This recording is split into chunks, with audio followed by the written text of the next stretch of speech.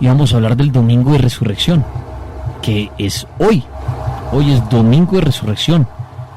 Seguramente hemos oído de ese día, ¿no? Uno dice, yo he escuchado, por ahí hablan que el Domingo de Resurrección y que no sé qué.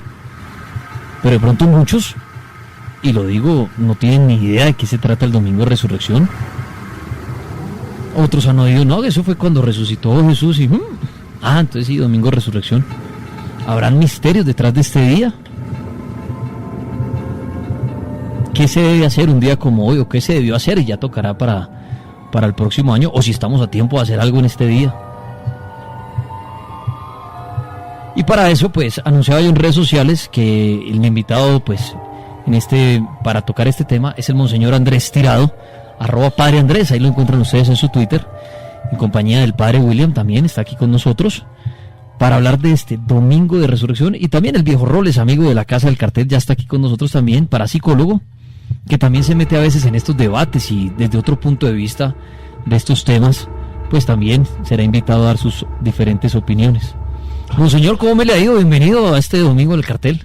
Muchas gracias a todos, muchas gracias Daniel, aquí Laguna, Edwin, por de nuevo hacerme la invitación, aquel compañero, y a todos los oyentes. Hoy es un día muy especial para toda la iglesia y qué bueno hablar un poco sobre este tema. Bueno, Padre William, también bienvenido, ¿cómo le va? Bien, gracias a Dios, ya descansando después de una fuerte semana, ¿no? Bueno, sí, para ustedes, y lo decíamos ahorita al principio del programa, y lastimosamente, o bueno, no lastimosamente, pero no para tanta gente como antiguamente se entregaba la gente en Semana Santa, ¿no? A todo lo que se hacía. La vez pasada lo hablábamos, ¿no, señor Andrés?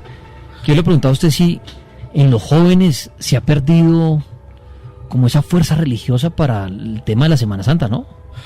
Jóvenes y adultos también, ¿no? Ya ha pasado mucho el fervor, la devoción, la espiritualidad que se manejaba antes en la Semana Santa, y pues eso es y no solo en la Semana Santa, sino pues lo hablábamos la vez pasada en general, la parte de secularización del ser humano, de ya volverlo más light, más material, pues aleja un poco la parte espiritual del ser humano en cualquier espiritualidad, religión, y eso trae muchos problemas también.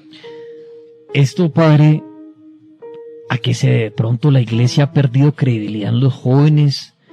Religiones paralelas, nuevas, de pronto han captado la atención de estas personas y se alejan de la iglesia católica. ¿O qué cree usted que pasa? ¿Por qué pasa esto? Lo primero es que la iglesia no ha ido al pie de la modernidad. El Papa Francisco ahorita está haciendo un esfuerzo y muchos obispos y sacerdotes en tratar de reformar y darle una actualización a la iglesia de manera que llegue más a los jóvenes y dé más respuestas a la sed de conocimiento y a la sed espiritual que existe. Eso es una parte. La otra parte es que el mundo nos ofrece muchas cosas materiales y muchas distracciones y muchas cosas donde vemos que lo espiritual coge un segundo plano, que realmente lo material es lo importante, el ocio, el descansar, las fiestas, el licor, parranda santa, como algunos lo llaman, sí. El poder viajar, el poder, hacer muchas cosas. Bueno, el viajar no está mal, el descansar no está de más, pero siempre dándole un lugar a cada cosa. Pero se queda el ser humano en estas cosas de lo material, entonces el espíritu se enfría.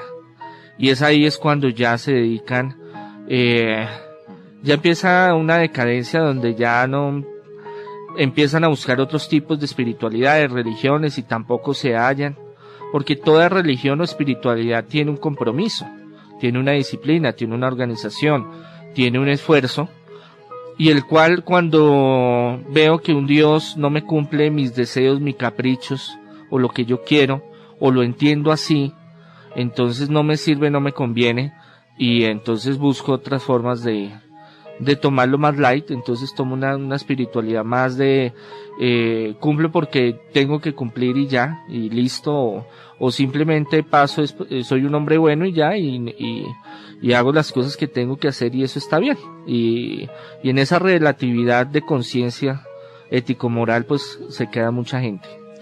Ahí pusimos un tuit, dice, usted la Semana Santa la vive de manera vacaciones, retweet o religiosa favorita, para que opine y ahí nos demos una idea, que hay que ser sincero, en teoría debería ganar la de vacaciones, ¿no? Ahora no es que ahora se la vengan a ganar ahí todos de religiosos, porque sí, no me engañan que engañar, no, todos sí, mejor dicho, nos entregamos a la misa, todo eso, todos los días, sino que eso se ha venido perdiendo bastante, y en redes sociales se da uno cuenta, ¿no? De todo el mundo es lo que el padre es, cierta fiesta, y más que uno decir a alguien, oiga, y el Viernes Santo, y bueno, en fin. Pero bueno, eso ya es a criterio personal de cada uno, aquí no vendemos nada, ni lo toma uno a su mejor manera, pero sí se ha perdido mucho. El padre, inclusive la vez pasada lo decía, ¿no? Que antiguamente era toda la semana, y lo fueron recortando. Con la preparación de los 40 días de penitencia, oración, que ya después pasó a ser la semana y ya pues son 3-4 días y ya. Y al paso que va, le van a ir recortando de pronto un poco más. Aunque de pronto lo puedan mantener, pero con el hecho de decir, bueno, es el puente para que coja todo el puente y podamos descansar o podamos ir a la fiesta, a la mega rumba de tal lado, entonces tratémoslo de mantener. Monseñor, en Colombia yo ahorita nombraba Popayán, que es de las ciudades, o me atrevería a decir la ciudad más religiosa del país. ¿Conoce alguna otra así que se entregue de esa manera, digamos, en el tema religioso? Digamos que hay varias ciudades en Colombia donde todavía se ven el fervor, digamos las ciudades intermedias, Pereira, Manizales, Algo, Cali, y Popayán, Nariño, bueno, hay sitios, norte de Santander, ahí también, pero ya en las grandes ciudades, o aquí en Bogotá, en la gran capital, ya se vuelve algo muy permeable y algo muy de puerta cerrada a veces. Ya se ha cortado mucho las tradicionales procesiones. Ya he visto que no las en algunas iglesias no las hacen, sino prefieren hacer todo el evento ahí adentro de la iglesia. Antes se salía, se hacía la ceremonia del fuego, del agua, de la luz, todas estas cosas que aumentan como el fervor, la religiosidad y la fe popular, y la creencia se hacía más público, se hacía más presente, se veía más el ir a las 7 iglesias, los monumentos, era como una cuestión ya establecida. Ya ahorita ha cambiado mucho la perspectiva. Ahora, algo que se llama turismo religioso, entonces podemos poner a Popayán como una ciudad donde brinda entre su atractivo de vacacionar y tradicional la cuestión de las manifestaciones religiosas o lo que es Semana Santa. Entonces tratan de unir ese plan religioso y plan de viaje o vacacional,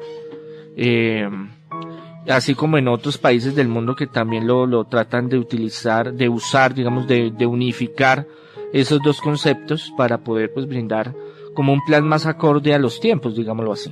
Bueno, Monseñor Andrés Tirado, también el Padre William, que están acá, y bueno, el viejo Roles como parapsicólogo. El Domingo de Resurrección, Monseñor, ¿qué es el Domingo de Resurrección, que es hoy? Para explicarle a aquel que de pronto dice, yo he oído eso, pero no tengo ni idea. ¿Qué es el Domingo de Resurrección? Hoy no es el Domingo de Resurrección como tal, oficial, digámoslo así. Es la conmemoración de la resurrección de nuestro Señor Jesucristo. Que eso son dos cosas diferentes, porque la gente se confunde y dice, ay no, hoy fue que resucitó. No, hoy, el día de hoy, no.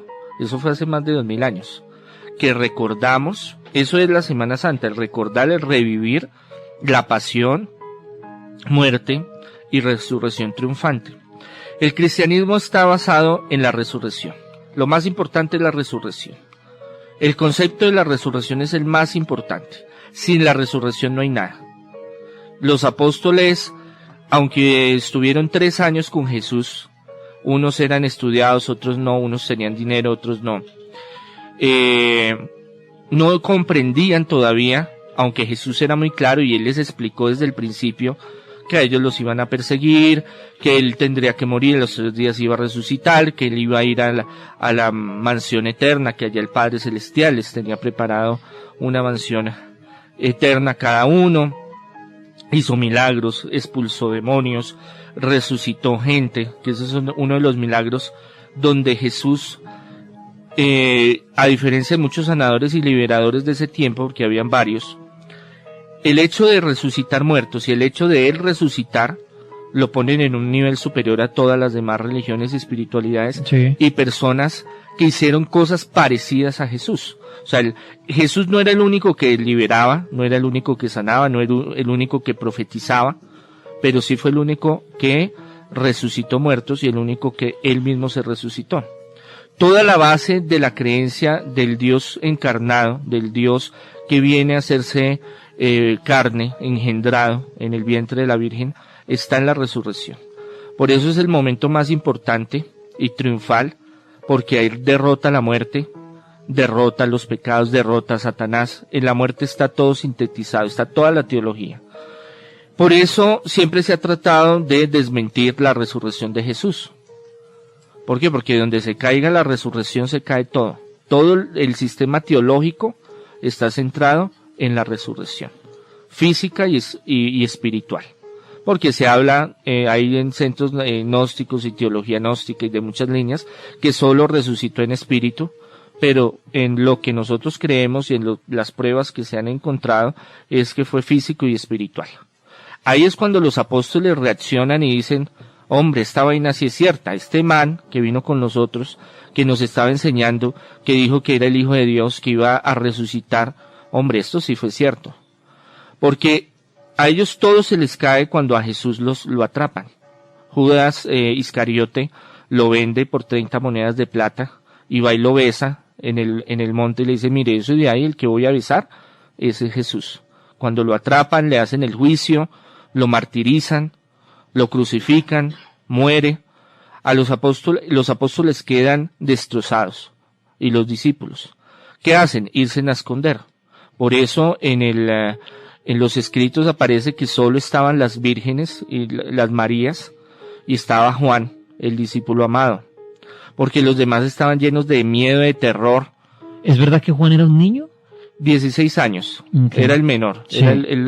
era familiar de uno de los apóstoles y se apasionó mucho a caminar con Jesús y Jesús le tenía un cierto amor y afecto porque era como el más noble, el más pendiente de Jesús, era como el consentido, digámoslo así. Mire que esta historia, como la cuenta el monseñor, es chévere para entenderla uno, porque a veces a uno el tema religioso o el tema así de leer y a la gente le da pereza, ¿no? Y ay, qué pereza ese sermón religioso y el padre y no sé qué. Pero uno se está imaginando aquí la película, que eso es lo chévere que estamos viendo en el cartel y es que, como el monseñor lo narra ahorita, ¿no? Llegó este señor Jesús y dijo, mire, yo soy el Hijo de Dios y tengo mis poderes. Y los apóstoles dijeron, ay, qué nota, venga, andemos con este tipo y todo, como decía el padre. Y cuando lo atrapan, como que perdieron como que quedaron tristes porque dijeron, ay, no, lo agarraron, ese no tenía poderes. Lo otro es que ellos tenían la concepción de Mesías, era un Mesías davínico, o sea, representante de David. Ajá. ¿Quién fue David? David fue un gran rey que fue violento, que se tomaba pueblos, que se tomaba naciones, que era violento. Y en esa época fue la época dorada del judaísmo. Entonces, ellos pensaban que el Jesús que llegaba, aunque la escritura, los profetas habían dicho cómo iba a venir, y él lo cumplió en la forma en cómo él vino, ellos tenían como su sentimiento, como su esperanza en el judío guerrillero que los fuera a sacar adelante, que cogiera a los romanos, los descuartizara, los sacara, se tomara el poder, se tomara las armas, esas épocas de oro, de plata, de que otros pueblos venían a dar sus tributos volvieran y los judíos volver a estar en un estamento altísimo en el oriente. Cuando ven que Jesús, que la humanidad de Jesús es frágil, a ellos se les cae todo. Claro, cuando lo atraparon. Dice, hombre, ¿para qué vamos a hacer? Andamos 3 años con un tipo que hemos visto sus prodigios, hemos visto cosas maravillosas, y ahorita lo cogen, ¿nosotros para dónde vamos? Sí, ¿Qué vamos a hacer? Nos dejó morir. Este no es entonces, o sí es, no es. Cogieron al duro de la pandilla. Exacto. Entonces, muchos se escondían porque tenían miedo. Es más, Pedro lo negó 3 veces y cuentan los libros apócrifos, los libros guardados, ocultos, los que no están en la Biblia, que él lloró tan amargamente que se le hicieron 2 canales en las mejillas, de los ojos bajando por las mejillas, y se le quedó grabada esa marca. Y los íconos o pinturas ortodoxas antiguas, las más antiguas, lo pintan con esos 2 canales. Y esa fue una vergüenza para él toda la vida, porque la gente le preguntaba, ¿y usted por qué tiene esas 2 marcas en la cara? Dijo, no, es que yo negué a Jesús 3 veces, porque él pues me lo dijo que lo iba a hacer, y yo no creía que yo lo llegara a hacer, pero desafortunadamente en la angustia de que nos fueran a hacer daño, que nos fueran a crucificar, porque es que la muerte de crucifixión no la inventaron los romanos la perfeccionaron. Ajá. Empezó con los sirios, babilónicos, en Cartago, después la cogieron los griegos, y los romanos la perfeccionaron como modo de escarmiento y de miedo y de terror. Ellos, en cambio de meterse y matar a todo el mundo, cogían a 10, a 20, a 30, a veces eran muchísimos, 100, 200, y los empalaban o los crucificaban. Sobre todo la muerte en la cruz era para un castigo ejemplar y para que tuvieran temor, miedo, aberración, y era para los casos más denigrantes, más humillantes. No todo el mundo caía en el perfil de la crucifixión, y esa crucifixión tenía que ser dolorosa y tenía que llevar tiempo, o sea, era sádica. No era que usted lo cogían y pum, lo clavaron y se murió, no, sino que la gente tenía que ver. Era tortura. Era una tortura. Cómo se iba desangrando, cómo se iba ahogando. La mayoría eran paros cardiorrespiratorios y eran a veces muertes muy lentas, donde sufría, donde se gemía mucho. Entonces esto quedaba en la mente de muchos que querían a veces hacer revoluciones o ir en contra de las normas romanas. Entonces era una forma de intimidarlos de una forma horrorosa a todas las personas. Que hoy en día en parte de Oriente todavía matan personas. La ley condena a personas de manera así, a la muerte de manera de tortura. Por ejemplo, en Oriente todavía hay lugares donde entierran a la gente para que los cojan a piedra, por ejemplo, hasta hallarlos a la muerte como de ejemplo. Como, mire, haga eso y verá que usted termina igual. Me imagino en esa época algo igual. Ahí partía el miedo hacia los romanos.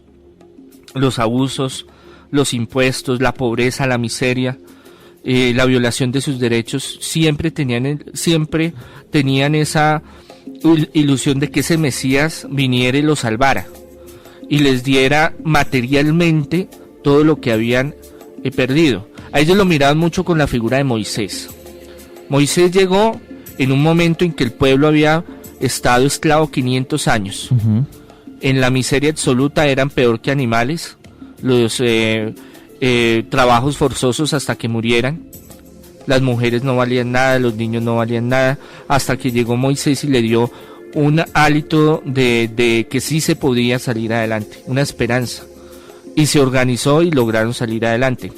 Pero con Jesús era muy diferente, porque era miles de personas que lo seguían. Él era muy famoso, sin tener Twitter, ni internet, ni RCN, ni ninguna vaina. Lo conocían en muchos continentes. Es más, en los libros apócrifos, en el Evangelio, en los Hechos de Tomás. ¿Cómo era en esa época? Exacto, el hombre era el famoso, decía Jesús, es Jesús, pero eso se regaba voz a voz a través de los ejércitos. Iban y hablaban de un señor que había por ahí en otro lado que tenía poderes. Bueno, la figura de Jesús era tan impactante que movía muchas masas. Eso se lo debe primero que todo a Juan el Bautista, que fue el que le abrió el camino, fue su manager, fue su productor. Esa historia es chévere, verla así para entenderla, en serio.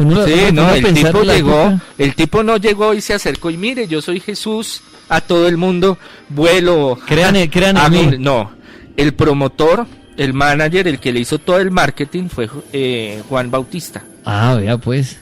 Y Juan Bautista tiene una figura supremamente importante, porque él es el que empieza a hacer toda la publicidad.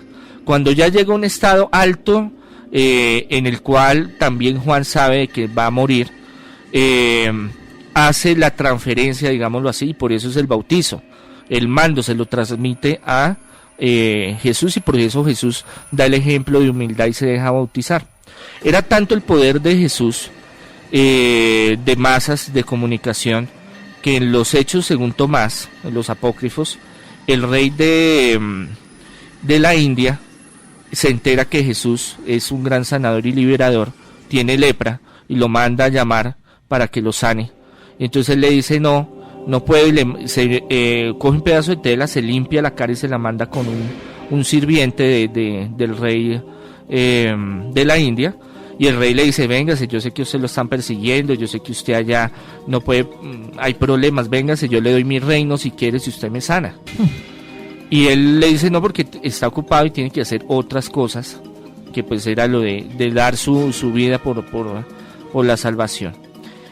Después ya cuando hay la resurrección y cuando se aparece a los discípulos, Tomás coge como valentía y el mismo Jesús le dice, bueno, yo le dejé a usted una tarea de ir a la India, porque aparte de Tomás de ser incrédulo, que es el que dijo, hasta que yo no vea a Jesús, hasta que yo no meta mis dedos en las llagas, no voy a creer.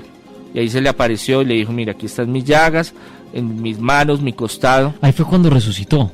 Sí, eso es después de la resurrección. Espere, ya volvemos a la resurrección. Sí, eso es lo que quiero saber, cómo fue que resucitó. Y en la cuestión de que Tomás no quería ir a la India, él quería quedarse ahí en Jerusalén, pero tanta fue la insistencia de Jesús que él terminó yendo allá a la India y logró la sanación del rey. Bueno, pero eso es otra historia de otro momento más adelante. Cuando los discípulos se sienten solos, abandonados, impotentes, porque no tenían los judíos eran los grupos de los celotes, el grupo de cananeos, habían varios grupos guerrilleros, digámoslo así, o de izquierda.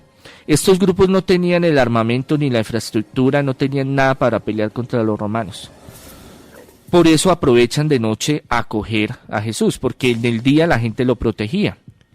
Lo cogen, lo llevan, le hacen el juicio, bueno, eso ahorita de pronto hablamos un poco sobre eso. Ellos entran en una gran angustia, gran agonía, no saben qué hacer, tampoco no tienen cómo ayudarlo, no tienen tampoco cómo defenderlo, tienen la impotencia. Se esconden, duran varios días encerrados. El único contacto es las vírgenes, las Marías. Monseñor, mientras están ahí ellos angustiados porque no pueden hacer nada porque Jesús estaba en la cruz. Jesús estaba en el proceso. Todos fueron en 2 días, digámoslo así, 2 días y medio el proceso. Y el proceso empieza, la angustia de ellos. O sea, era como jueves, porque a él lo crucifican el viernes. Sí, jueves, viernes, sábado. Por eso hablamos la vez pasada que a veces las horas con que nosotros queremos cronológicamente organizar no cuadran a veces. Okay, pero pues por eso algunos teólogos dicen no, fue jueves, fue viernes, no fue sábado. Pero la angustia de los apóstoles y del combo de Jesús, de la pandilla, como estamos contando esta historia, el parche, era 2 días antes. O sea, estaban diciendo, ¿qué hacemos para salvar a este hombre? Ellos estaban en una angustia, se reunían, tuvieron que estar escondidos varios días por esa angustia, y el único contacto con el mundo y con Jesús fueron las vírgenes, y era Juan el Evangelista o el menor, el cual por su edad le daba una capacidad de poderse mover libremente sin levantar sospechas. Uh-huh. A él no lo iban a cuestionar ni a decir, no, es que ese es un discípulo, no, ese es un chino baboso que está detrás de ellos, y ya. Y eso le permitió como fachada de poder moverse y poder gestionar muchas cosas. Ahí empieza el desenfreno, la desesperación, la tristeza, el dolor, porque usted debe haber compartido 3 años, casi prácticamente 24 horas al día con una persona. Hay unos lazos muy fuertes, y más si es una persona que le ayuda a usted espiritualmente, o lo sanó, o lo liberó. Varios de los que estaban con él habían recibido milagros, habían recibido bendiciones, habían recibido liberaciones. De las mujeres, muchas las había convertido. Entonces la figura para ellos máxima en ese momento era Jesús, pero cuando ya lo cogen, lo atrapan, le hacen un juicio, lo ven caminando el Vía Crucis o la vía de la cruz, y ven que su carne está desgarrada porque las torturas que le hicieron a él fueron terribles. Casi la historia pues no narra directamente estos acontecimientos, pero hay en escritos donde aparecen. Más o menos la película de Mel Gibson de La Pasión de Cristo llega un 50% a mostrar esa tortura hacia Jesús. Pero fue mucho más fuerte y más sanguinaria en ese tiempo.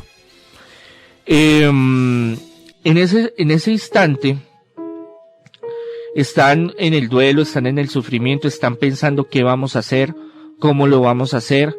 Ya nos boleteamos con este man. Sí. Estamos, la Sagrada Escritura dice, hiere el pastor y las ovejas se dispersarán. Están peleando por el poder, quién iba a seguir, cómo iba a seguir, qué iban a hacer. O sea, todo el mundo que ellos habían fabricado en 3 años, todo se vino abajo. Eso es como lo que le pasó a los de MGO Forest. Claro, sí. Que metieron la casita ahí y después no tengo nada. Cuando se da la oportunidad de que organizan, bueno, se da el juicio, se da la crucifixión, la muerte de Jesús, lo llevan al sepulcro. Eso quiero entenderlo mejor entonces. Como lo han mostrado las películas, padre, o sea, está Jesús ahí, lo crucifican a su lado. O sea, son en total 3 crucificados, ¿cierto? En ese momento. Jesús muere ahí. Cuando lo crucifican, como muestran las películas, lo que si no se han visto, vean La Pasión de Cristo, a pesar de ser muy fuerte, refleja muy bien esto. Finalmente muere Jesús entonces en la cruz. Y de ahí lo pasan a la tumba. ¿O qué pasa en ese momento? ¿Quién lo lleva a la tumba? ¿Cómo es esa historia ahí? Empieza de que está el juicio, está con Poncio Pilatos, que es muy sanguinario, es el deporte favorito de él era crucificar. Si a él le venían con un chisme, mire, que es que 10 judíos allá empezaron a criticar que porque les cobraban impuestos. No, cojan a esos 10 y crucifíquelos. O sea, el deporte extremo de él era ver sufrir a los demás. Con Jesús pasó algo muy particular, en lo cual interviene la esposa de él, la mujer de él, y le dice, mire, yo he tenido unos sueños, yo siento tal cosa, él es un hombre justo. Y él, en el fondo, le parecía era un burlesco, o una burla, que él fuera el rey de los judíos. Uh-huh. Pero de todas maneras, para el Imperio Romano, el simplemente hecho de decir que era el rey, para ellos, el rey y Dios era lo mismo, que es el emperador. Que alguien venga a decir que yo soy rey de un sitio que ellos tienen ocupado, es una ofensa. Y es sublevación. Y es como si permitieran de que el pueblo judío llegara a tener confianza de llegar a ser un golpe de Estado. Entonces, políticamente, no era conveniente y por eso en el letrero que le colocan a él, le ponen, en la antigüedad las cruces colocaban, había muchos tipos de cruces, como le digo, hablamos la vez pasada, no se sabe en cuál fue que él murió, se sabe que murió en una cruz, pero no se sabe de qué forma era la cruz, que es todavía un misterio. Y le ponían su letrero, para que la gente supiera de qué moría, y se lo ponían en griego, en arameo y en hebreo. Y a él se lo pusieron Rey de los Judíos. Porque él lo habían proclamado las multitudes, porque creían que él era el Mesías. Que es el famoso INRI. Y porque a él también Pilatos le dijo, venga, ustedes me vienen diciendo que usted es el rey de los judíos. Es así, entonces él dijo, tú lo has dicho. O sea, él en ningún momento, él tuvo muchas oportunidades, como le dije, el de ir a la India, a sanar a este rey, y él le hubiera dado lo que quisiera. Y en muchos otros lugares él hubiera podido ir, pero él siempre se mantuvo, y él hubiera dicho, no, yo no soy ese Jesús, ustedes están equivocados, yo no soy el rey de los judíos, yo no soy nada de esto, pero él siempre se mantuvo, porque tenía que cumplirse la profecía y tenía que cumplirse ese sacrificio que él mismo iba a hacer. Los sumos sacerdotes lo veían problemático por el miedo a que hubiera represalia de los romanos, a que vinieran y dijeron, bueno, vamos a hacer una diezma, que es diezmar, que era una antigua tradición de venir y matar a una cantidad de gente a piedrazos, a piedra. Entonces ellos, y que les quitaran, lo único de los romanos que permitió era que siguiera el gobierno como estaba funcionando, centralizado, y que lo manejaban los sumos sacerdotes, y que ellos manejaban el dinero, la economía. Por eso cuando Jesús entra triunfante en el burrito, que ese es un símbolo muy importante del Antiguo Testamento, de Isaías, se levanta y coge las mesas y las voltea y coge el símbolo que es digamos una cuerda que es para amarrarse en la cintura, y los coge y los levanta, porque eso se convirtió en un negocio. Entonces ellos querían seguir manteniendo su estatus, su negocio. Obviamente ellos tenían que pasarle cuentas a los romanos, y lo hacían, ese era el convenio, pero les permitían ciertos sacrificios y ciertas prebendas religiosas y económicas. Ellos mismos son los que agitan y hacen toda la estrategia, porque tienen miedo de que el enano se les crezca y de que Jesús motive una gran masacre. ¿Por qué? Porque es que no estaba preparado los judíos para poder pelear contra uno de los ejércitos más preparados y más fuertes del mundo.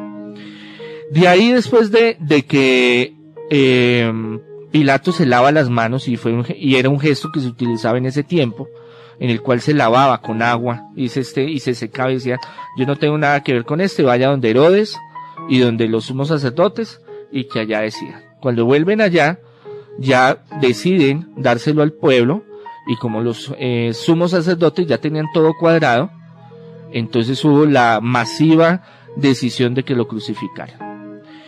Pero antes de crucificarlo, lo empiezan a martirizar. De ahí ya lo envían a que vaya por toda el camino hacia el Calvario. Que es lo que hemos visto en las películas, exacto, que él atraviesa todo, como todo el pueblo, hasta llegar a la cima donde está la cruz, y lo van torturando. El Calvario, o la vía del Calvario, que después se llamaría el Vía Crucis, y que son 2 estaciones que uno ve en Semana Santa, que son 12 puntos donde Jesús va hacia la muerte. El Calvario era el sitio de la calavera. El sitio de la calavera era un monte donde tenía la figura de una calavera. Vea pues. Y era a las afueras de Bogotá. De Bogotá, no, de Jerusalén. Que me apasiona el tema. Ya vamos a volverlo aquí, Bogotá, para Jesús. Y son como 15, 20 kilómetros caminando. Hijo de madre. Y lo van latigando, y lo van escupiendo, y lo van maltratando. Y él cargando su propia cruz, ¿no? Cargando su propio... hay la duda si cargó toda la cruz él o parte, y obviamente pues hubieron varios que lo ayudaron también en ese proceso. Pero lo habían puesto a aguantar hambre, lo habían desangrado prácticamente vivo, porque los látigos que ellos utilizaban tenían una forma de garfio, digámoslo así, una forma de lacerar la carne, de hacer de que poco a poco saliera la sangre sin desangrarlo, pero que se fuera descompensándose, y fuera rompiendo tejidos y fuera rompiendo nervios, para que fuera intenso dolor. Los romanos se especializaron en esa parte, digámoslo así, de ese tipo de sufrimiento.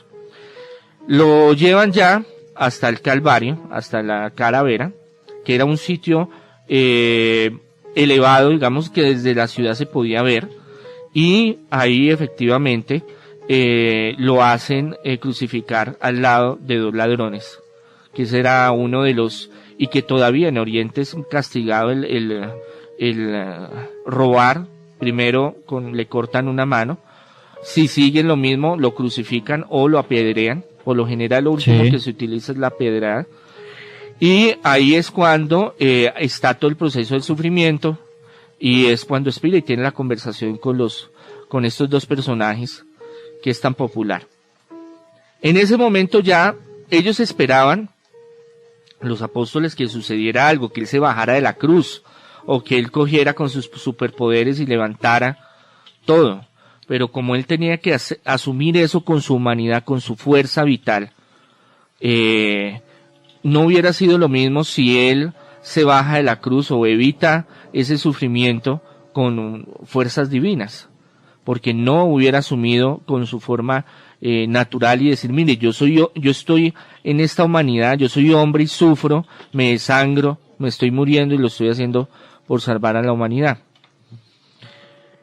A las 3 de la tarde, prácticamente esa es la hora en que más se concuerda de que él murió.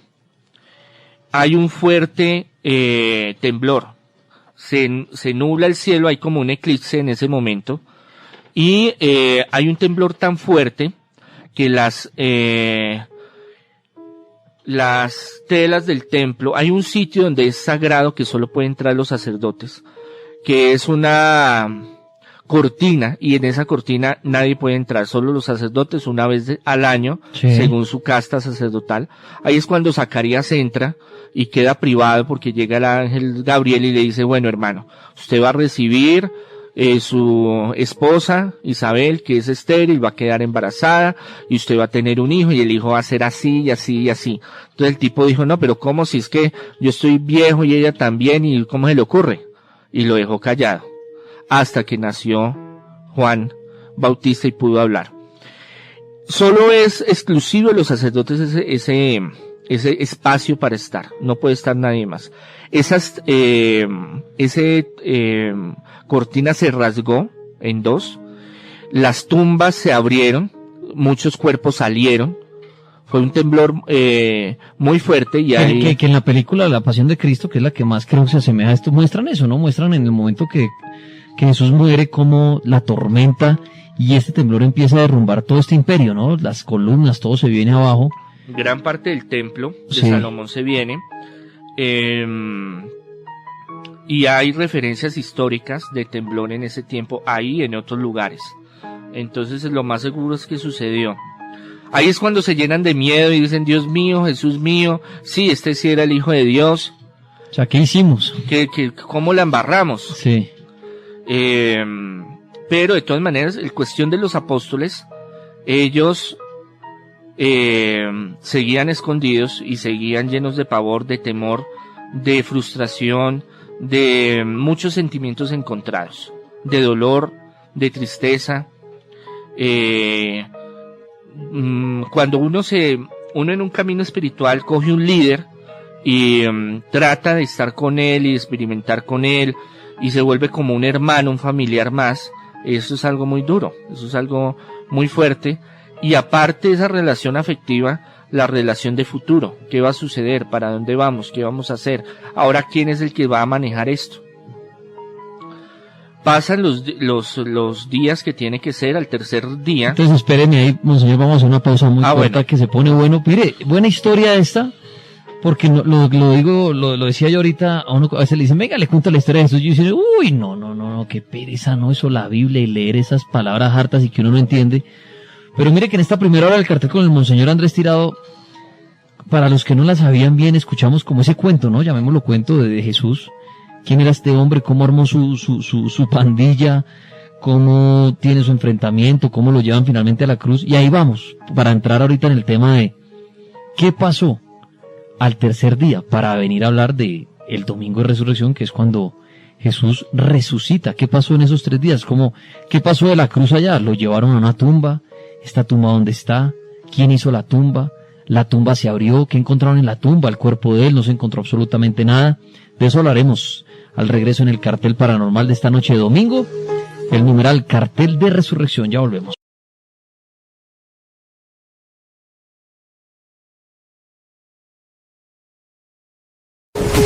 Este es el cartel de La Mega. Cartel paranormal. Estamos en el cartel paranormal, es domingo, es 5 de abril y arrancamos nuestra segunda hora de programa. Ya saben, siempre al otro día, más o menos pasado el mediodía, encuentran el programa del día anterior en lamega.com.co, dice programas, el cartel audios, ahí lo van a encontrar. Esta primera hora del cartel, muy buena, cerrando esta Semana Santa, que es el domingo de resurrección, y con el monseñor Andrés Tirado y el padre William aquí hablando de qué es el domingo de resurrección, pero a primera hora el monseñor nos echó el cuento de Jesús para entenderlo mejor, que eso se me hizo muy bueno, porque muchos no lo conocíamos, o se nos hace harto el tema de tener que leer y que no sé qué, y que esos son unos libros hartísimos y palabras que uno ni entiende.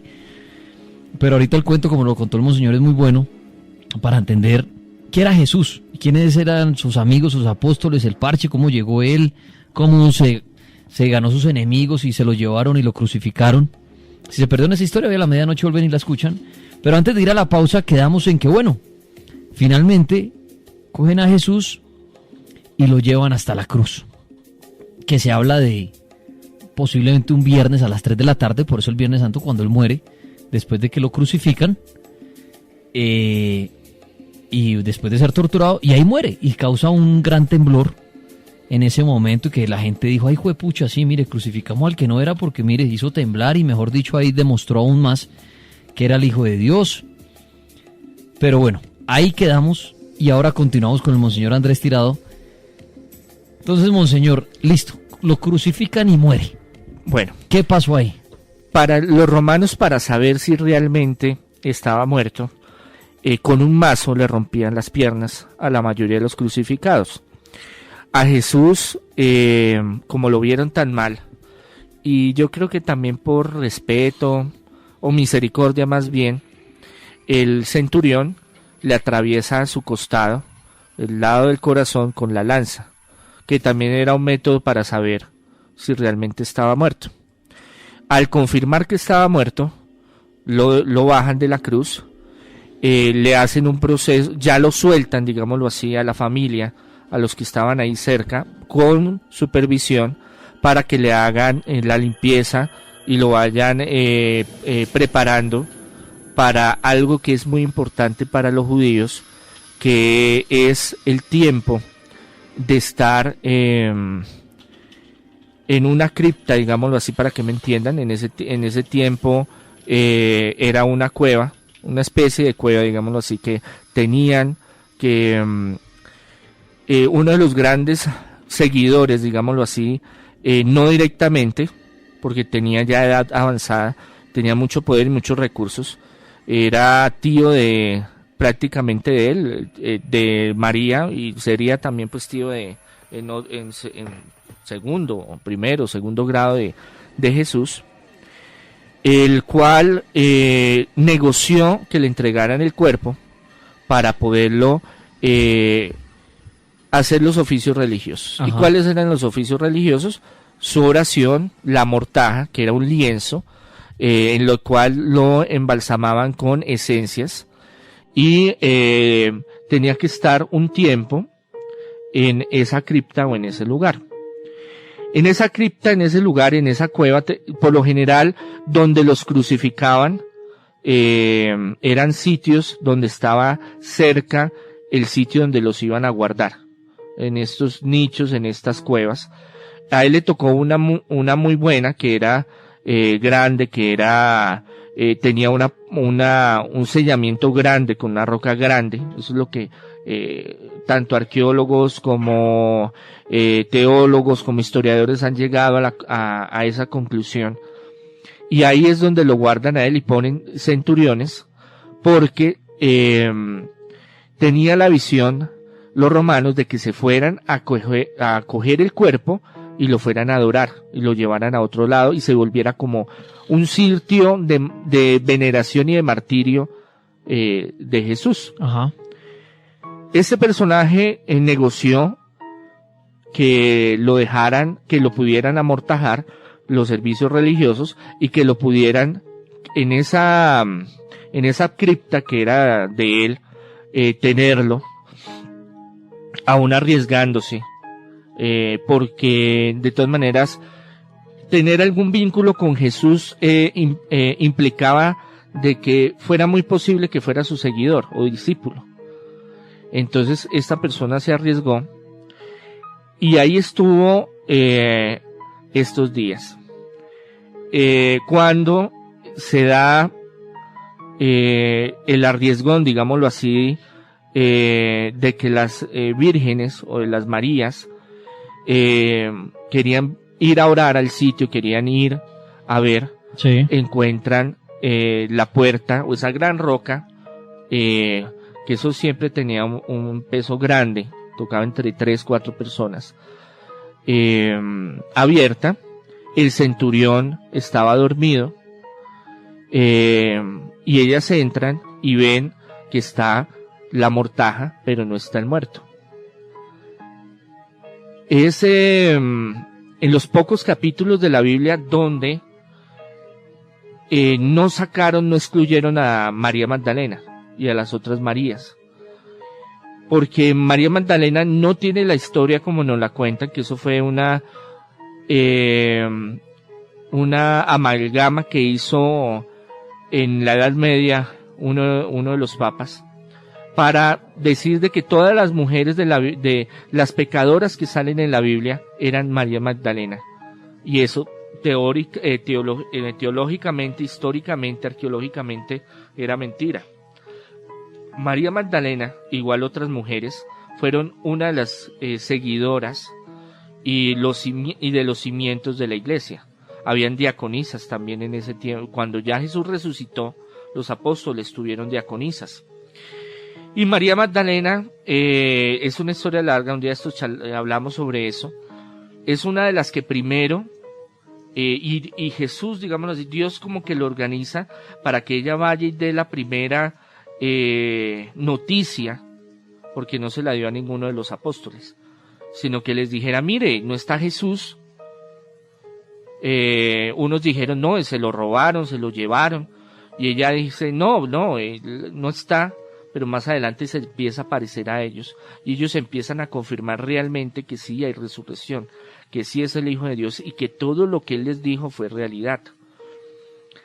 Ahí es cuando empiezan a haber problemas con Pedro y con los demás, porque sienten celos, que por qué Jesús permite de que las primeras apariciones sean a mujeres, por qué permite que María Magdalena y las demás encuentren el sitio vacío, y por qué permite que en otras apariciones, porque fueron varias, hayan revelaciones hacia ellas, hacia las mujeres. Y no primero hacia sus amigos. Exacto. Entonces empieza a haber un dolor, empieza a haber un machismo, empieza a haber un confrontamiento. Lo otro es que María Magdalena era matrona, era líder, tenía economía, económicamente apoyó mucho las causas de Jesús, igual otras vírgenes, igual otros discípulos. Entonces empezó a haber una lucha interna entre ellos. Pero entonces, monseñor, Jesús cuando resucitó, no fue que se apareció no así en el pueblo.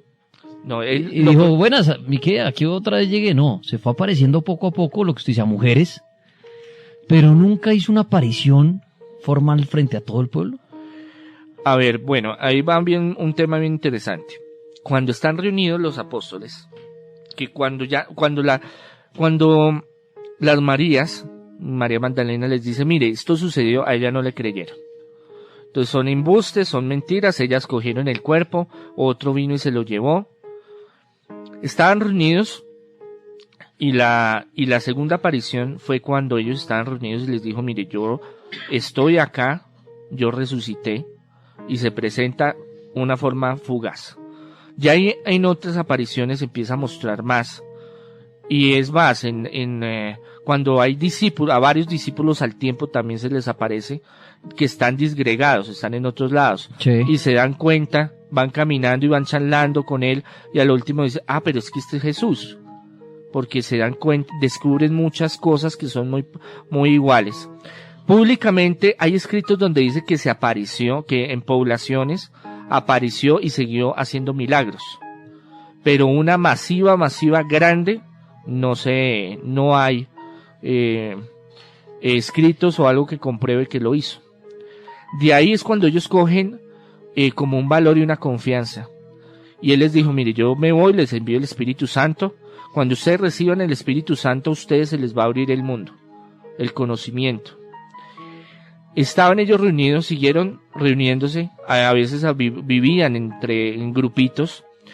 Hice una reunión general que fue Pentecostés, que fue cuando vino el Espíritu Santo en forma de lenguas de fuego. Se llenaron de una fuerza especial y se les desarrollaron dos dones, el don de hablar en lenguas y el don de hablar en idiomas. En lenguas de los ángeles, que son celestiales y desconocidas, y lenguas en idiomas.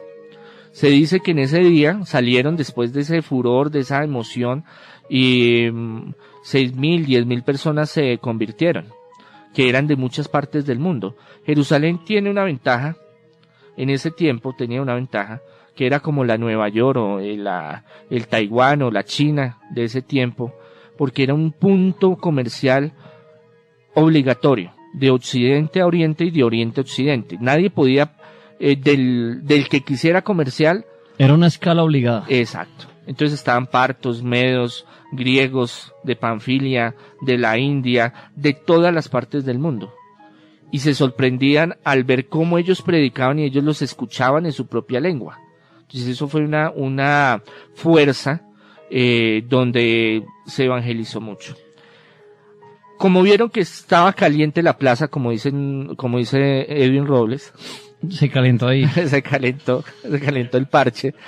Estaba difícil la cosa y empezaron a haber persecuciones fuertes. Ellos deciden, Empezaron las peleas religiosas. y políticas y económicas. Es que eso mueve, cuando usted empieza a mover masa, usted empieza a mover gente, Todo. empieza a mover todo. Y a los romanos no les gustaba esa vaina. Y eso empezó ahí y hasta el día de hoy se sigue viviendo, ¿no? Es una cuestión que es muy paradójica allá en Israel, en Jerusalén. Hasta hoy en día. Y el usted- desenlace, digamos, del apocalipsis que se habla, va a ser ahí. La Almagedón, el fin de esta vaina. Es que lo que usted cuenta, monseñor, desde ese momento que hay gente empieza a seguirlo a él y empezar a rezar hacia él y todo, es hoy en día. Y hoy en día la guerra religiosa se sigue viviendo y una de las más duras. Hoy la mayoría de las guerras es por religión en Oriente, Por creencia. por creencia y eso sigue viviendo hoy. Pero, ¿qué pasa con Jesús? Listo, Jesús resucitó, se le manifestó a algunas personas, empieza esta gente a seguirlo y Jesús, ¿para dónde cogió? ¿Se fue para el cielo? Se fue para el reino de los cielos. Ahí es donde dicen, Se sentó, ¿Y subió eso a los cua- cielos y y eso- se sentó a la derecha del Padre. eso cuándo pasó, eso quién lo vio, eso es que así como la historia viene chévere, que él levitó y se fue hacia las nubes, ¿cómo fue esto? Como nadie estaba presente dentro del sepulcro, ya lo que se ve es fuera cuando él ya empieza a resucitar. Y cuando él se le presenta a los apóstoles en varios momentos. Viene, aparece y desaparece, O sea que él empieza a manifestarse, llamémoslo como un fantasma. digámoslo así, pero que se podía tocar, porque Tomás metió los dedos en las llagas. Y hay escritos y hay pruebas donde él, después de la resurrección, se aparecía en varios lugares y hacía varios milagros también, siguió haciendo cosas. Físicamente, no solo la parte espiritual. Ahí estamos hablando es de otra dimensión, digámoslo así, de la materia. Cuerpo glorioso se llama eso. Actualmente, monseñor, se ha vuelto a manifestar Jesús. Que alguien diga, mira, a mí se me pareció, lo toqué frente a alguien, así como en esa época usted decía, se empezó a manifestar en varias oportunidades. Ha habido varios testimonios. Lo que pasa es que como es algo que no se puede organizar, decir, vamos hoy a hacer una sesión de fotografía o de prensa, Algo que no se puede comprobar. es complicado. Pero sí han habido fotos donde se ha fotografiado. Y ha habido milagros donde él se ha aparecido y se ha manifestado como otra clase de espíritus también. Y entre tanta guerra religiosa, monseñor, que se vive hoy en día y tantas masacres y muertes por esto, si Jesús tiene ese don, esa fuerza, ¿por qué no se aparece? Así como muchas veces hemos tocado el tema extraterrestre, ¿no? Que uno dice, venga, si los extraterrestres existen, porque ya es hora que se aparezcan y digan, venga, dejen de matarse ustedes ahí en este planeta de humanos pendejos, porque si no los sacamos nosotros. Jesús, ¿por qué no se manifiesta de esa manera hacia el mundo? Y lo que usted dice, hoy en día con la tecnología que existe y todo, para calmar tanta guerra, si él quiere hacer el bien y parecerse allá en Oriente, donde se diga, venga, ¿cuál es la pelea? Si esto de verdad es así, y existe esto, y existe este Dios, y soy yo, bueno, ¿por qué no? El ser humano, es que el problema del ser humano es algo muy, muy jodido. Nosotros relativizamos todo. Y aquí se nos puede aparecer y decir que es Jesús y nosotros somos tan cerrados, vamos a decir, no, ese no es. Así lo veamos. Ah, es que está volando. No, eso es porque le pusieron un cable. ¿Sí me comprende? Eso es una parte. La parte de interpretación de los seres humanos, que es muy compleja. La otra es porque él prometió, en las profecías que hay, y en lo que él prometió, es que va a haber una segunda venida, y la venida de él va a ser fuerte. Antes vino como oveja, ahora va a venir como león, y las circunstancias van a cambiar. Y en eso entra Jerusalén también. El conflicto que hay actualmente, eso ya está pronosticado. O sea, nada está sucediendo porque sí, sino todo va como encajado. El día y la hora y la fecha no se sabe. El mismo Jesús dijo, solo el Padre lo sabe, ni el Hijo lo sabe. Entonces no hay cómo saber si esta generación o la siguiente o nuestros nietos, bisnietos, lo que sea. Lo que sí es que hay todo es métrico, todo es medido y todo es exacto en las profecías de Dios. Y llega en su momento. Entonces, cuando Él regrese, y esa es la esperanza que muchos tenemos, va a venir de una forma muy diferente y las cosas van a cambiar. Va a haber una nueva Jerusalén, va a haber un nuevo mundo, la materia va a cambiar, vamos a ser cuerpos gloriosos, lo espiritual y lo material se van a fundir en una dimensión diferente, en una plenitud diferente, pero todavía no se sabe cuándo. Por eso, Él llega y muestra, y diferentes videntes y profetas en diferentes épocas han hablado mucho sobre la segunda venida de Él, pero bajo unos parámetros y bajo un momento. Cuando Él vino, hace 2000 años, vino con una serie de características en las cuales lo respaldaba y tenía una organización. Él no fue que llegó a los 33 años y a los 30 años y dijo, no mamá, es que hoy me fumé en bareto y es que yo como que tengo poderes. Yo creo que vamos a montar una religión. Sí, una religión o una panadería porque multiplico panes. No, eso fue todo métricamente organizado. Desde el nacimiento, es que son temas muy largos. Desde el Antiguo Testamento ya habían unas profecías claras de cómo Él iba a venir al mundo. Y se cumplieron. Son muy largos y de mucho debate porque es que yo me pongo ahí, digamos, al otro lado y digo, bueno, si este planeta realmente y este universo tiene un ser superior, Jesús, estamos hablando de Jesús en este caso, listo, vámonos por el lado de Jesús, que vino, demostró ser el Hijo de Dios, subió a los cielos, tuvo el poder de sanación, de hacer milagros. ¿Qué está esperando para volver a venir acá cuando este mundo está lleno de sufrimiento, de dolor, de guerras, de hambre, de sobrepoblación? Y uno dice, estamos esperando la segunda venida. Si este Señor, llamémoslo tan poderoso, existe, yo palanteándome desde el otro lado, ¿qué está esperando? Lo que pasa es que si yo fuera y soy dueño de esa pecera que allá está, esa pecera, Ajá. Y ese pedacito de esa pecera se llama planeta Tierra, digo, uy, allá sí están jodidos, venga, yo me aparezco y arreglo esa vaina, hombre, allá matándose por bobadas unos, o si la verdad es esta, ¿por qué no viene? ¿Qué está esperando? Jesús una vez dijo, y a los apóstoles se los dijo, ustedes, los pobres los van a tener siempre. O sea, los problemas que hay ahorita no son diferentes a los problemas de hace 2000 o 5000 o 10.000 años. Porque el ser humano es el mismo. La tecnología ha cambiado. Pero hambre ha habido, guerras han habido, conflictos han habido, problemas de toda índole son los mismos. Ahora, que está en un plan divino organizado, y eso es lo que creemos, que va a llegar y eso pues tendrá que cambiar y tomar un rumbo diferente. El de poderlo, esto es algo que es complicado, si usted lo ve desde el punto de vista científico, desde el método científico, si usted lo ve desde la parte metodológica o lógica, pues obviamente no cuadra porque son cuestiones de fe. Y de fe de una forma, digamos, particular, no general, porque pues el cristianismo es algo muy particular. El creer en Jesús, en creer lo que Él hizo, es algo muy... Yo lo decía la vez pasada, o en uno de los programas que me han invitado, la fe no es tanto porque usted estudie o no estudie, o la espiritualidad, o la teología, porque usted sepa de teología, es una revelación, es una vivencia personal. Yo no puedo meterle a usted a Jesús a la fuerza que tiene que creer en esto si usted no tiene una vivencia. Entonces ahí viene el conflicto ético, moral y religioso entre la espiritualidad y la parte de la historia, y la parte de la fe, y la parte de la lógica, que muchas cosas nosotros pensamos que debería ser lógico, pero que no la son, y que por eso mismo en ese plan divino está organizado unos tiempos y unas formas de actuar y unas formas de ser que ya están predestinadas, que ya están organizadas. Entonces, la cuestión es eso, ¿cuándo va a volver? ¿Cuándo llegará? ¿Por qué no viene y actúa? Son cosas que no las sabemos. Tampoco tiene completamente responsabilidad Dios, Jesús, digámoslo así, del destino de nosotros, porque tenemos el libre albedrío. Y realmente porque el mundo está así, no es porque Dios venga o no venga, sino porque hay mucha injusticia que nosotros mismos cometemos. Desde que empezó los sistemas económicos en el mundo, en que de aquí para allá es Colombia, de aquí para acá es la tierra de tal, empezó a haber hambre, empezó a haber injusticia.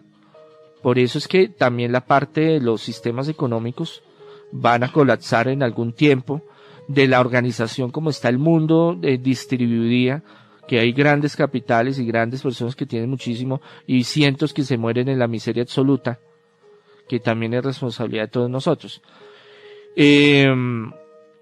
Son cosas debatibles y son cosas cuestionables y son cosas difíciles, porque ahí se enfrenta entre lo que tú crees y lo que supuestamente nosotros deseamos que sea, o por qué no sucede esto, o por qué no sucede lo otro.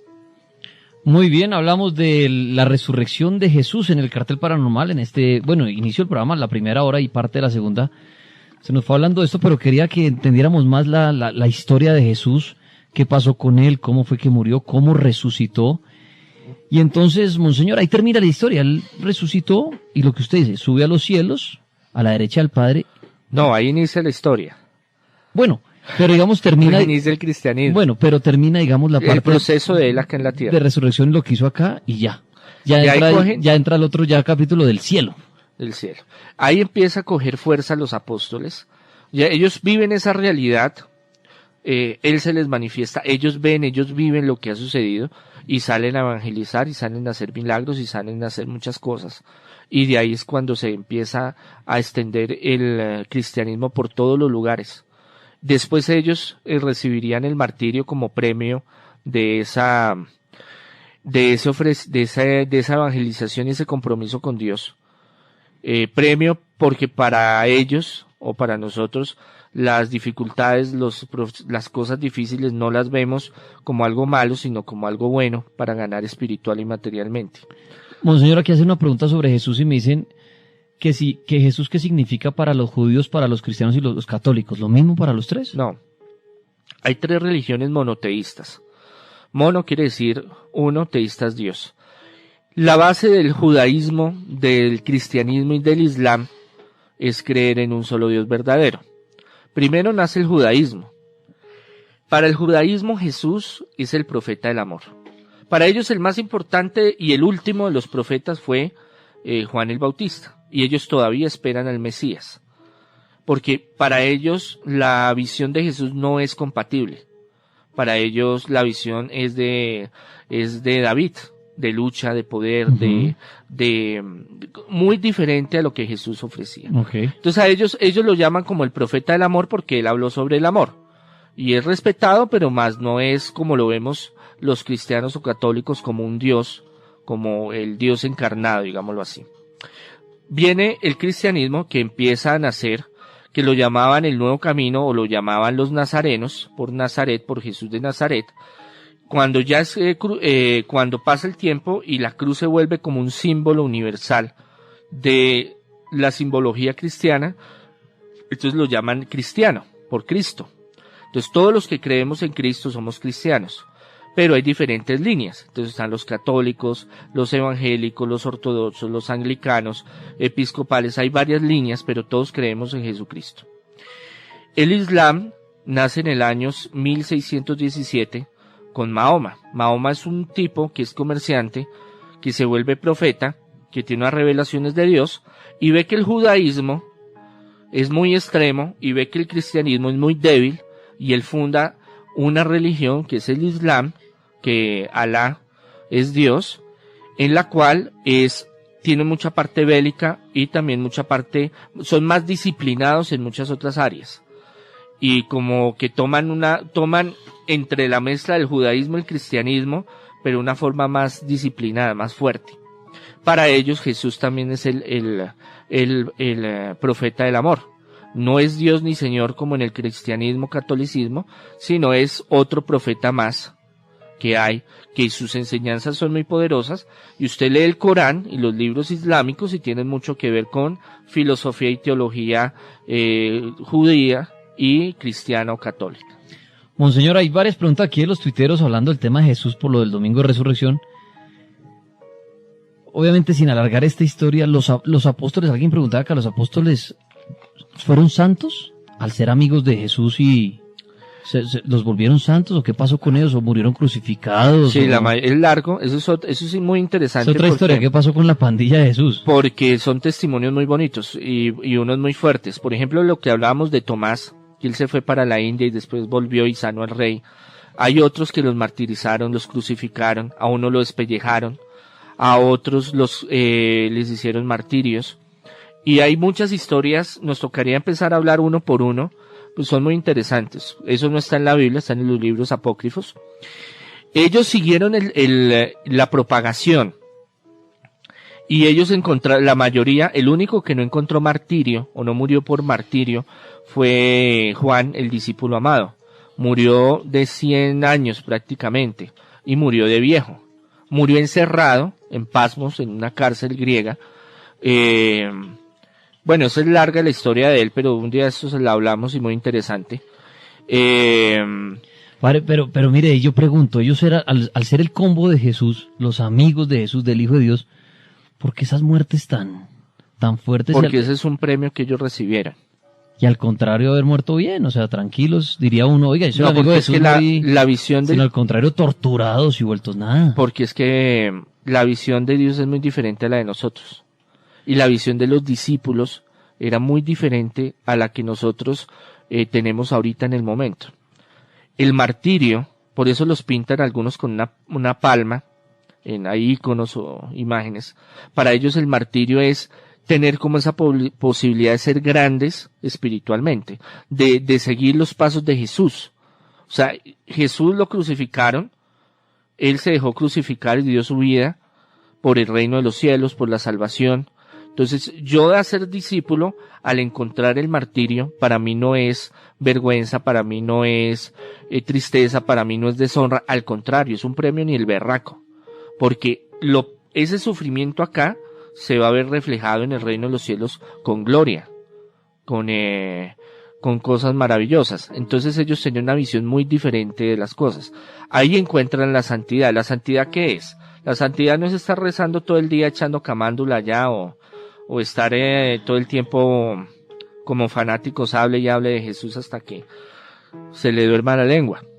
Es que todo lo que usted quiera hacer lo haga pensando en Dios y pensando en la humanidad y ser mejores personas. Santidad es un estado especial, espiritual y material, que todos podemos llegar a ese estado. No es fácil.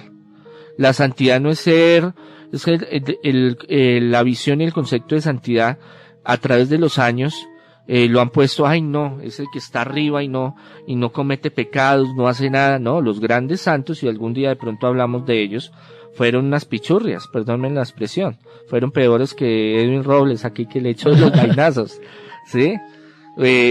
A uno lo ven de sacerdote, hablemoslo en la actualidad, o bueno, hace unos años, y piensan que uno orina agua bendita. Ese no es mío, ese es un apunte de otro cura.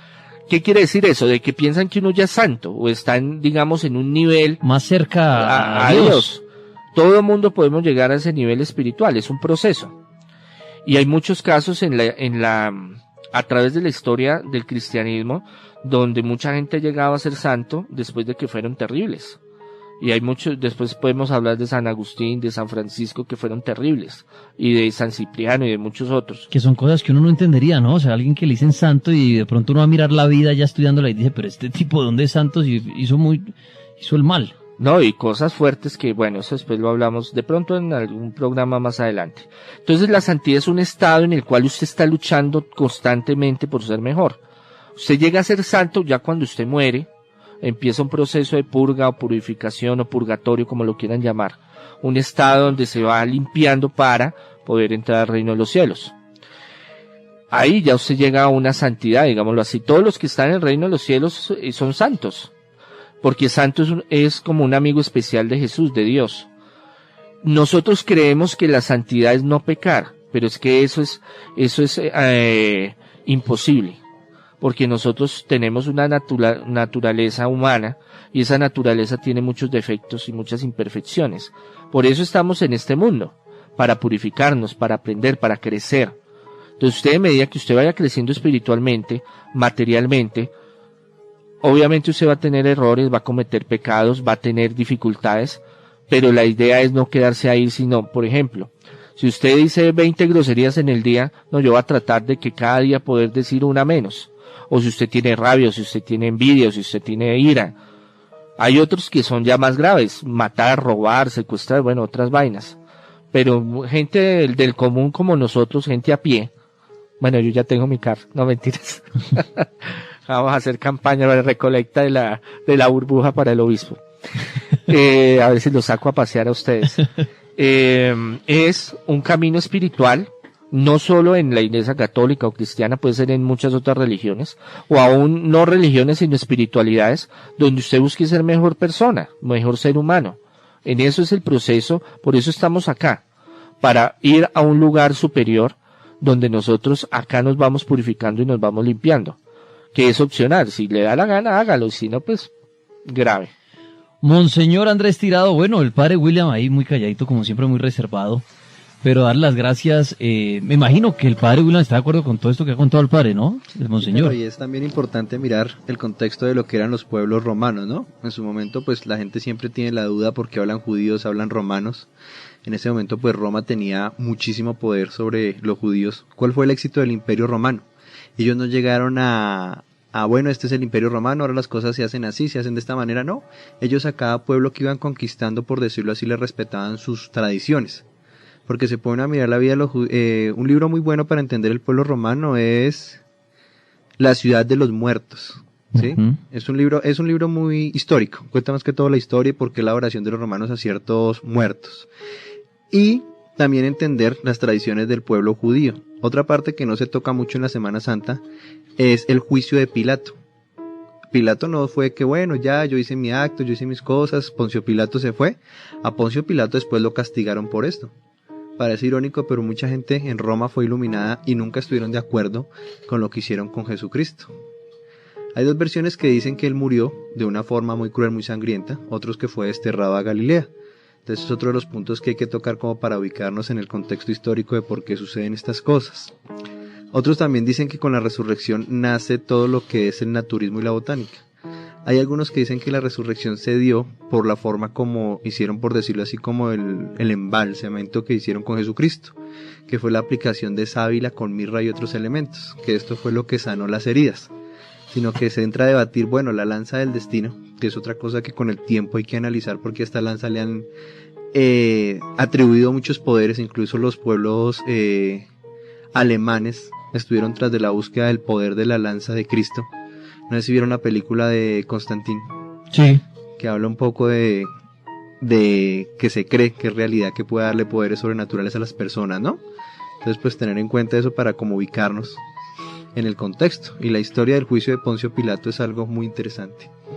Muy bien, Monseñor Andrés Tirado, padre William, agradecerle de las gracias por esta historia de Jesús, pues basándonos en el domingo de resurrección. Queríamos oír eso, cómo fue que Jesús llegó a la muerte, cómo resucitó, y bueno, lo que el padre dice, y ahí es que nace la historia de toda la religión, de todos sus seguidores a Jesús, y bueno, y todas estas batallas que hasta al día de hoy, 5 de abril del 2015, nos seguimos dando en la jeta por eso. Siguen siendo las batallas, las batallas por religión. Pero bueno, queríamos entender un poco más esa historia de la manera que el monseñor la contó, que es agradable, es chévere, la recibe uno y no esas lecturas hartas que a veces da uno, y no, la historia de Jesús, ¿quién va a leer eso? Pero así lo pudimos entender mucho mejor, monseñor y padre, muchas gracias. No, a ustedes muchas bendiciones, muchos éxitos, gracias por este espacio. ¿La gente dónde los ubica a ustedes? Bueno, para todos sus temas religiosos y también para consultas de exorcismos y bueno, temas no solo relacionados a la parte de Dios, sino la parte del diablo, ¿no? Que los buscan ustedes. Un poquito. Sí, de prosperidad, de sanación, de liberación, de exorcismos. Existe el mal y existe el bien. En YouTube, en Google y en Chrome, pueden colocar Monseñor Andrés Tirado, Congregación Sacerdotal Internacional, Católicos Independientes. Y ahí aparecen todos los datos. Hay página web, hay Twitter, hay Facebook, pueden buscar de muchas formas. Tenemos hay varios sacerdotes, varios obispos que nos dedicamos al servicio, a esta parte, y decirles de que Jesús, debemos de siempre analizar y pensar que él, a través de lo que él hizo, como fuente histórica, como persona, como ser, como Dios, como lo que queramos verlo, partió la humanidad en dos, antes y después de Jesús. Nadie lo ha hecho. Y este Señor lo sigue nombrando y sigue formando pasiones, debates, conflictos, tristezas, luchas, cuestionamientos. Pero lo que debemos es hacer hoy, este día es de renovar nuestra espiritualidad, sea cual sea, una resurrección, o sea, un nuevo reavivar nuestro espíritu, nuestra fe, lo que queramos hacer, proyectar, porque pues eso también implica la resurrección. Bueno, monseñor, entonces ya saben dónde ubicarlo. Padre William, muchas gracias. A ustedes que estén bien. Bueno,